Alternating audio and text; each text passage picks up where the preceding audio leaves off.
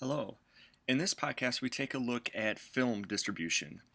In this class, we've looked previously at how one would go about publishing or self publishing a book or music, and now we take a look at film. And film still must be distributed, obviously.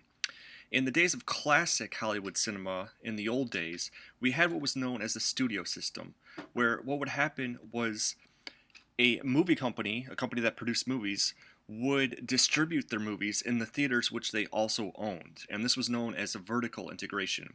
However, the Supreme Court jumped in and they declared what was going on to be a monopoly. They said that the studios were not allowed to also own the theaters which they distributed the films. They said that this was a monopoly and they could no longer do this. So, because the producers are no longer able to own the theaters, both major and independent studios rely on film sales agents to acquire the distributors to be able to license the movies to the actual theaters.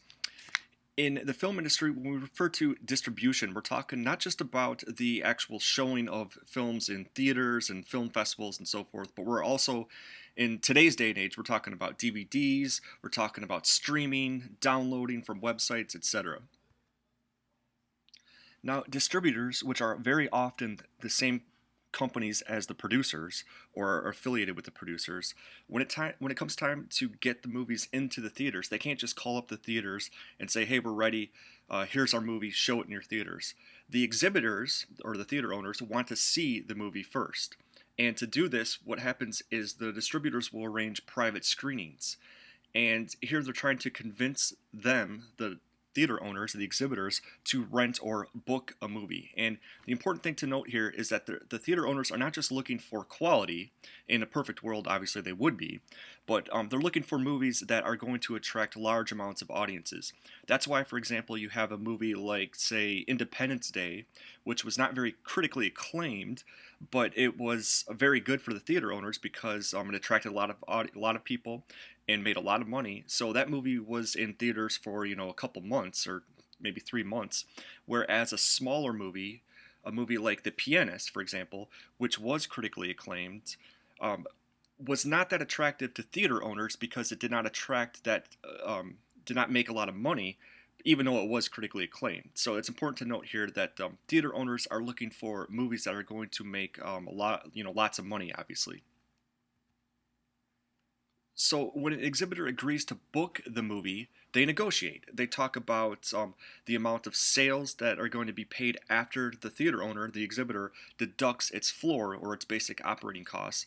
The distributor will audit the ticket sales, and it will also deduct its own share, then forward the remainder to the production company or intermediary.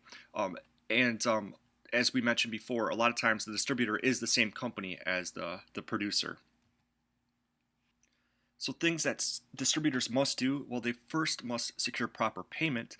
They must guarantee that enough prints are going to be there for the theater owners. They must guarantee that they're going to be there by opening day, the day that the movie's supposed to open. They must provide some advertising support, posters and things like that. They must monitor stipulated seats and show times, and they must guarantee that the prints are going to be returned. And that's increasingly important in today's day and age because of the threat of piracy. If we take a look here at the steps that are involved, well, first of all, someone has an idea for the film. Somebody writes the screenplay, somebody develops the ideas and concepts, and then an outline is created to promote interest. A studio or perhaps investors will purchase the rights to the movie. Then the movie is actually produced, and the studio enters into a licensing agreement with the distributor. Once again, sometimes the studios are owned or are the same companies as the distributors, sometimes not. And the distributor decides how many prints to make. Then the distributor, as we talked about, will screen the movie to the theater owners. And the theater owners will negotiate the contract, the deals, and what's going to happen. Then prints and promotional materials are sent to the theaters, advertising materials and so forth. Then the theater actually shows the movie, and moviegoers go to buy the tickets and watch the movie. And then at the end of the cycle, when the movie has run its course, the theater returns the prints to the distributor and makes the payment. And here's a look at some of the major film distributors today. There's some other ones, obviously, some more independent ones, but here is a look at some of the major ones. Thank you for listening.